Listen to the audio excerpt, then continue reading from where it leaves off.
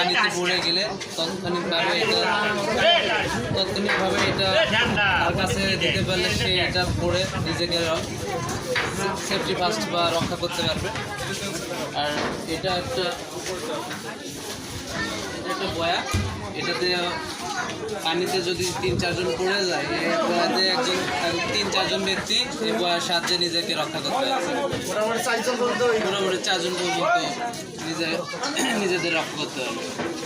আর এটা হচ্ছে throwing bag, পানিতে দূরে কোনো লোক পড়ে যায় তো এটা থ্রো করার সাথে সাথে সে যদি এই রশিতে ধরে ফেলার পর তাকে টেনে সাইডে বা উপরে উঠে আনা সম্ভব। আর